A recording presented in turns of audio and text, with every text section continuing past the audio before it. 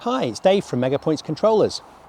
I'm just about to take a trip to Pete Watermans to see the new 00 gauge layout he's building for this summer's exhibition at Chester Cathedral.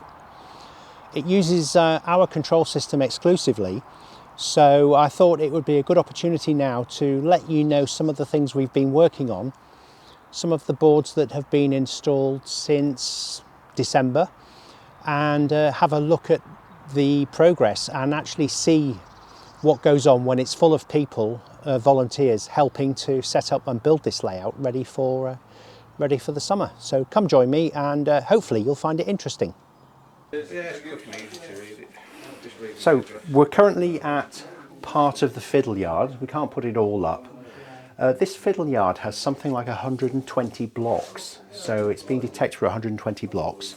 You can see in the distance we've got the main panel, and I think there'll be several of these, and this panel is going to be on display to the public, so you can see the routes that have been set, and in the case of the red lights, where a road is occupied.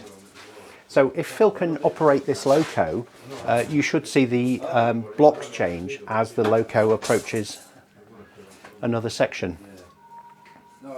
Loco in question.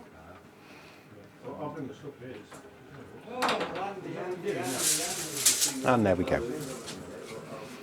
Now it's approaching the points which are set correctly. The gap in the panel is for an RFID reader display, which I'll talk about in a minute. So the rear panel, the main one, is 4 LEDs to each block. So it's a 4:1 scale.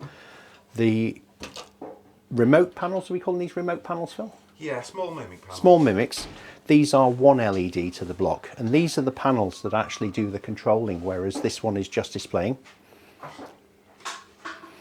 Can we throw a point and move? Yes, I've moved the point. Okay, great. Do you want to move it back again? No, I missed it, so we can throw it after. So it's going to come back on this road now. So these satellite panels, there are 1, 2, 3, 4, operate the fiddle yard, and then the main panel repeats it. How many of these main panels do you expect to have? Two. Two. One for the front, one for the back. And these are for the public to see? Yes. So that will be for the public at the front. Yes. And then the scenic side will be for the public at the back. And we can see on the remote panel, satellite, we've still got occupancy detection here. Now, this uses a completely different system that was developed in part by this. Come on, Pete, come and give us some words of wisdom. Oh, what's that, mate? I don't know, how's it going? Good, mate, yeah. What's the date for appearance at Chester Cathedral? From the 18th, I think it is. 23rd, I think they want to show, and the 18th when we're in. That's what it said on the website. You're setting up on the 18th of Yes, on June. the Monday. July. July, oh blimey. So April, May, June. 3.5 months. Yeah, 3.5 months. Sorry, chaps, I need to get in. And it doesn't feel like enough time. Well, you've done a lot of work. This fiddle yard was the fiddle yard that was used last year, Yes. but it's had quite a bit of rework now with the new system underneath, and that's what we're going to talk about in depth today. So, first of all, Phil, let's talk about how you've designed the control system and the new tablets that you're going for. You've got a new DCC system, so can you tell us about that and what your thinking is around that? So using the Z21 by Roco, and there's 4 tablets, one for each line, and it allows you to have pictures of the trains, not the numbers. Right. So you look at that loco, the picture's on there, and that's one you're using. Right. Because you get one person will be visiting for one day, it's easier for them to recognise a picture than remember the numbers. Okay. This way, they just get the locos on their line. Okay, so you have separated tablets Yes. per line. Yes, and then one tablet will go with one panel. Okay. So that's why the panels are separated out, so everybody's not crowded together. Right. Because it was an issue last year. Right. People were darting about, and people were standing in the way. Cables. Yes, they were tripping over, panicking. This loco's coming, where is it going? Yeah. Which is why we've got the lights to show you where it's going and where it's been. So you've really put some thought into making this easy to operate for somebody who's unskilled or untrained with the layout. Yes, that because you're all right in the morning, but people get a bit complacent in the afternoon, and then a train comes tanking in. Where's it going? who's controlling it, and then it crashes. Right, so assuming I was assigned track 3, for example, Yes. you would give me one of these tablets. Yes. Can you hold it up? Let's have a look at that. So we'd have a tablet, and that would have all the locos on it assigned to that track. And I would be in sole control of that. Yes. And I would only see those locos on the track, nothing else. So I wouldn't see track 2 or track 4. Okay, And you'd only have control over the points of your track. okay, so this is the ability to control which of the 2 roads I go into on the fiddle yard. But because on the Scenic side, there's actually 2 points on the Scenic side. One is longer, it's got 3 switches. But it's the same thing. Can we hold this up and just see it operate? So we can see that when Phil throws the switch, the road is illuminated here, and on the master panel, that's also been illuminated. Throw it back again, and that's responding immediately. And then when the train moves, it then shows on the little panel. So we're repeating here, Yes. and we're seeing it over there. Yes. So you've got another visual reminder that there's a train coming in and I need to stop it. Okay. Okay. Now, I'm seeing this little gadget here. That's the RFID reader, yes? Yes. That is, again, it's all about a visual reminder there's something happening and you need to take control. So as the loco will go past, it'll display the number, the DCC number, on the big panel. It's just another visual reminder. Okay. Okay.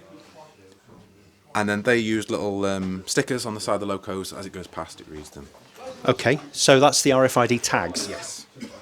Got you. Ooh, got something else happening. There it goes towards the points. It's brilliant. And I think, is there 120 blocks on here? No, 192 blocks. 192 blocks. 192 blocks. There's 100 and something on the fiddle yard and 80 on the front. Okay, and that leads us nicely into why we developed a new system that could cope with these numbers. Yes. I don't like sending power between boards. I like sending signals. Yes. So with your system, it's just 2 wires between each board, rather than 190 wires for all the blocks. It's just 1 wire between each baseboard. Okay, well, we'll have a look underneath in a while. In fact, I've spied a board that's turned over, so we can use that to look at. But now probably is the time for me to tell you about our MegaPoints Controllers System 2. And System 2 is a completely different architecture that can cope with up to 65,000 devices on a single network. System 2 is available in, or will be available in 2 guises. It's the base System 2 and also the System 2 Air. They are interchangeable. The only difference is System 2 uses a CAN bus, which is a twisted pair cable, and System 2 Air uses radio. And it allows you to communicate with an awful lot of devices. Even the RFID readers are on the network as well, so Phil can read that information off wherever he chooses to. Have I got that right? Yes, that's correct. So this repeater panel is also connected. I'm going to throw this, and we get road at the bottom. Perfect, brilliant.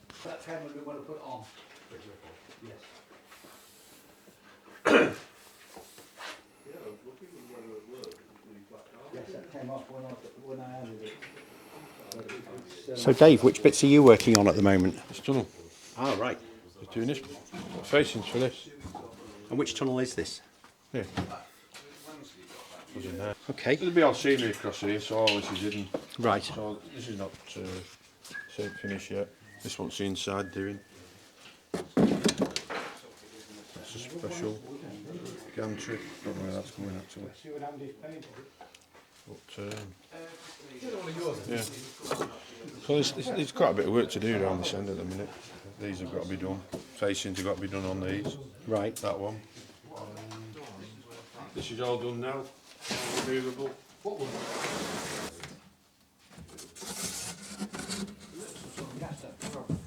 Just comes off now. Oh, very smart. So Alan can get to putting his overheads in and his tensioners across here. Right, so that's quite a bit of work on the So the container. overheads will finish here. Right. Yeah, so these are removable. We're going to make a display out. I think that's handy. we're going to make it. I think Army's magazine's going to put a display on here apparently, I don't know. Right. So we'll see. But, so these are all the facings at the minute that are going to go on this. So, you know, these are the facings. Is that 1mm ply or something, or 1mm MDF? No, it's plywood. Is it? Yeah, 0.8mm. Right. It's been lasered. Yes. And it just fits, so we'll just face all these up now. Beautiful. That'll go on. It's going to look very smart. Yeah. Master model making. This one goes on. One there. One on there. That'll go in there. Which is the beauty of this ply, is you can bend it dead easy. Get it just right, and then we trim it off after. And there's a bit on the end. And there's a bit on there. This is a bit delicate. That's got to go down there and be glued on. Right. And these two bits go on first before we put these two pieces on. That just edges them. They go in there, in that bit there. Go on there. A bit difficult really. All the attention to detail. Yeah.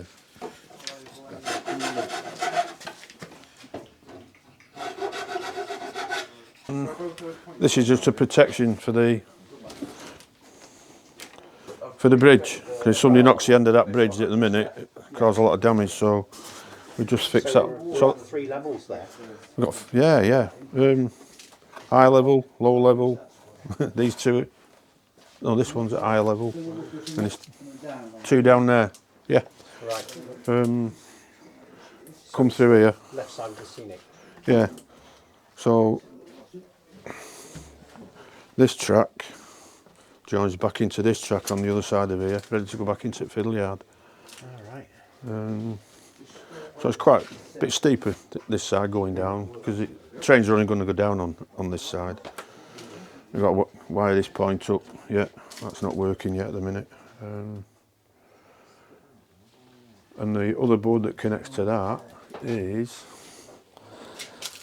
knocking about somewhere. Down, where is it? I don't know where it is, down there somewhere I think. Down at the other end. Right. It's got 2 big triangles on it somewhere. So unless it's, yeah, don't know, can't see it. So there's a lot of work around this corner. We've had to alter it and all because we got some new information and what we'd done wasn't right, so we made it better to signify. This one's recut in here, so Pete's marked it. I'll do that. There's the pillars. X 6-inch nails. Turn them on lathe. Yeah. Okay. What's it called? The rattle? Rattle, yeah. So you can see into it. Yeah, well, we knew it was there, but we wanted to model the original lattice bridges. So, which of course they went when they did the modernisation, but we wanted to keep the lattice bridges because they're so pretty and so iconic of this area. But what we realised is they really changed the layout when they took the Market Harbour line out. They changed the layout completely. Okay. And instead of having a right-handed point here, which there was, it became a Y. And the reason that was done is because what they effectively did with this bridge was knock the bridge down, right, and made it into 2 square openings instead of arches. And that changed the whole dynamic of this piece. And Phil found it in a photograph and he went, this just doesn't look right. And the minute we looked at it, you can see the engineering. What they've effectively done is they've just knocked a way through exactly like we've done here, and they just put a concrete block box in, which is what we're doing now. We're making effectively what would have been a concrete box. So we're doing exactly what the engineers did. So you've modelled it and then remodelled it. That's right. Yeah, it's not. I haven't glued it in yet. Right. What I'll do with this wall, Yeah. I'll just put a vine down it. Yeah, or gutter or something. I'll put a vine down it. Because I didn't know much. So we have a Scenic section here that's in its box, its crate, And whilst it's up in the air, we can have a look and see what we have installed. Now here is a System 2 board. You can tell System 2 because the boards are white. So this has one of those pull on, pull off removable connectors. Two of the screws are for power and 2 are for the network, and you can see the network cable here. And this is an input module. So this has 16 input ports down here, and these can be inputs for buttons, switches, block detectors, as in here, point position indicators. Almost any type of input really can go in, as long as we have the right driver board for it. Hey, you got a sander? And along here we have an output board, and this is a 16 port output board, and there's an auto signal here, and I think one of these outputs will drive the auto signal. They're setting up some logic so that they want 4 blocks to be clear before the auto signal is allowed to show a clear aspect. So putting a bit of fancy logic in. Obviously we've got the DCC bus coming in here. And we have some more occupancy detectors here, and these are current sensing on the DCC bus.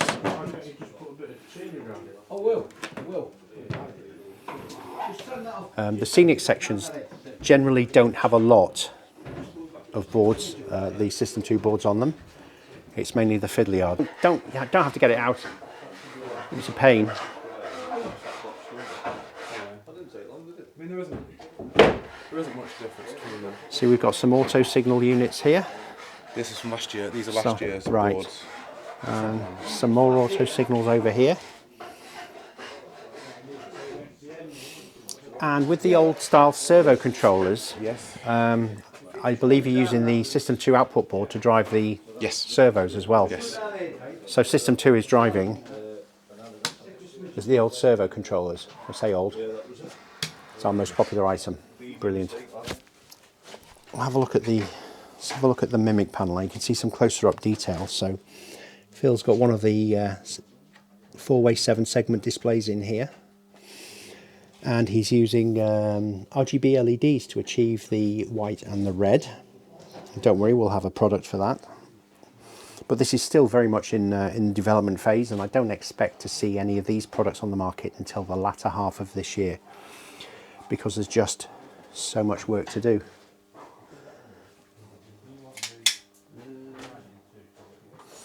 Here's some more System 2 boards. Right, this is the 4-port RFID reader.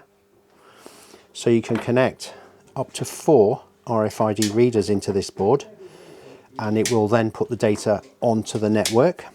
And this board is the 4-port RFID display, and it can drive 4 displays, and you can configure them so that this could go to this display, or 2 of them could go to a different one. It's very flexible, and I'll talk about the System 2 architecture a little bit later. But you have the ability to map any input to any output on the system. So these could be a duplicate of another one. They could be 4 separate ones with a different reader on it, different cards, or they could be from the same card.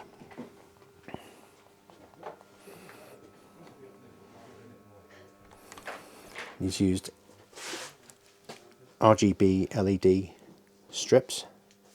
So he's using individually addressable LEDs, which you can do as a bespoke job, but you can't really productize that. But we've worked out how to productize it, so you can plug in LEDs that will give you the colour of choice. And looking under the fiddly yard, I found a System 2 board that's active there, green light active. It has power. You alright, Kevin, by the way? You alright?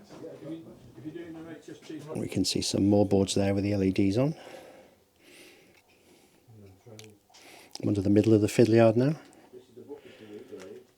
Yeah, that'll be about the middle, won't it? There's another one. And then the power can, that should do it, shouldn't it? Load of block detectors down there. Block detectors and more. What number is it on the bottom? 4. Imagine how many wires there would be if they weren't networked. It'd be pretty horrific. 192 blocks on the layout.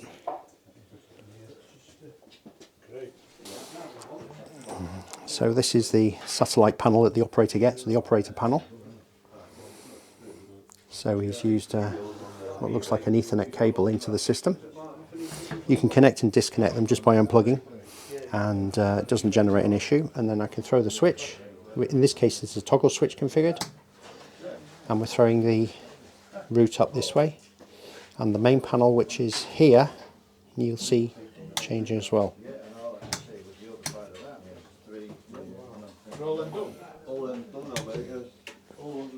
And how the points go.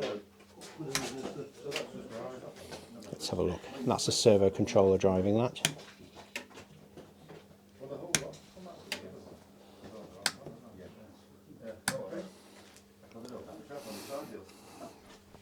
RFID reader. So these will be on the roads, and we will see the RFID data displayed on the main panel. So this is loco programming. Yeah, loco programming on the lock sound ESU programmer. Hey, if I unplug it, oh, behind you, just plug it.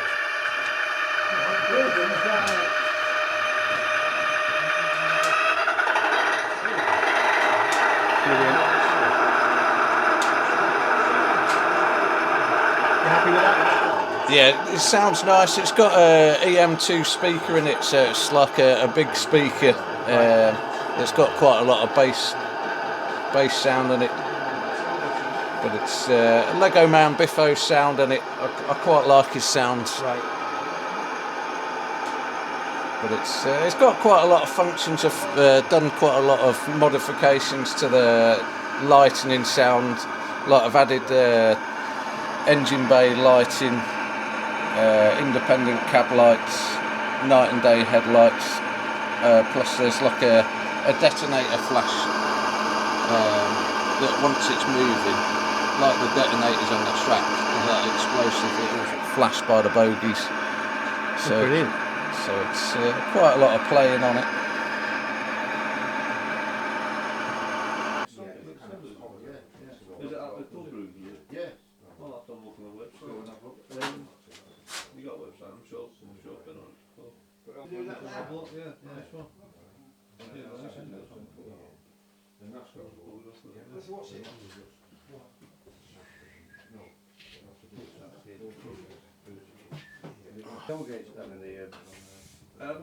I've not used this on the Z21 yet, so I've just got to put it in there. I'll believe you. What's happening? I'll do you 60, is it? Yeah, just yeah, class 60 with Lego Man Biffo sound, EM2 speaker. You've done it? Yeah, so I'm just starting it up. Test run on the layout.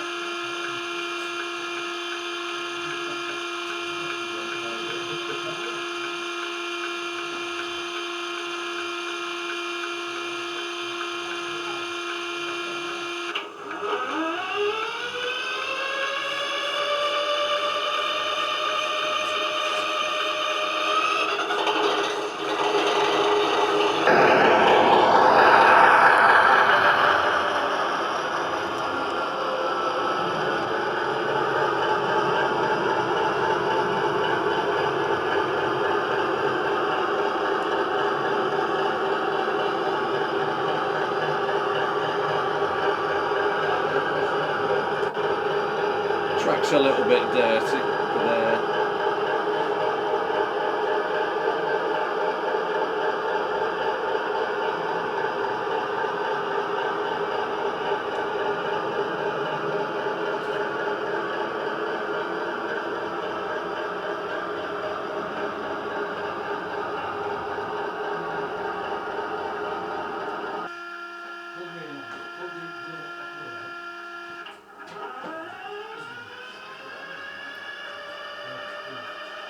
but yeah, it's got a big speaker in it.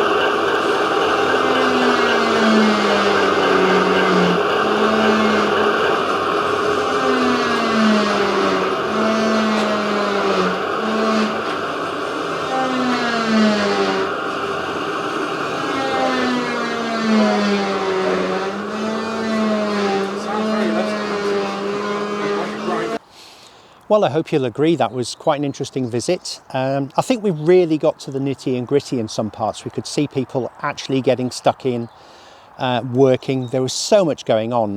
There were well over 10 people there today. It was a Sunday morning. So I mentioned a little bit about our System 2. In terms of when I will go into detail of how the architecture works, that'll be on a later video.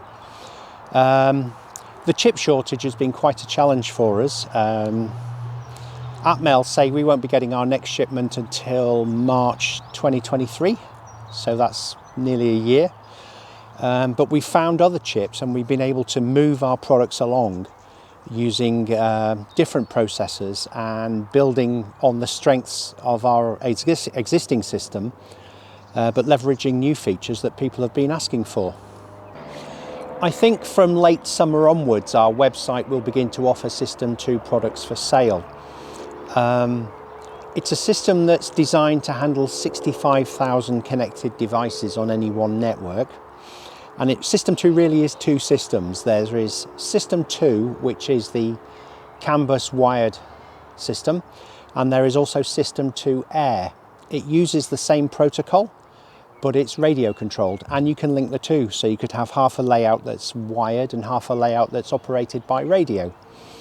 But these details we'll go into along with products as and when we get nearer the launch date.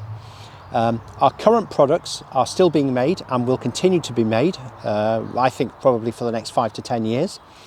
And the System 2 dovetails into that in that you can take the driver board, for example, the servo controller, as you saw at Pete's layout, and drive it from a System 2 board. So there's lots of new things going on. One of the things we've done with System 2 Air is you can configure it over Wi-Fi. So you can bring up a web browser and it will show you the configuration, all the port data, and it will allow you to edit it in a web browser. If you haven't got a web browser or you haven't got a network at home, it will bring one up for you. And if you choose not to do that, then you can configure it through a serial terminal. So there are 3 ways to configure System 2. One of the most exciting things for me with the Air versions is that if we release a new software or a software update, you can just press a button on the web browser and it will go and automatically get the new software and install it for you. So it takes about 2 minutes, click a button, and then it'll reboot and you'll have access to the new features. But just want to whet your appetite. I don't want to go into too much detail yet. There's plenty of opportunity for that as I sit on the drawing board and show you what you can and can't do with this system. So thanks for watching. And as we have more to report from Pete's layout, I'll get back down there. It's literally less than 10 minutes up the road, and of course I'll be at Chester Cathedral as well when it's going live there. So I'll let you see what we're up to. So thanks for watching, and I hope to see you again next time.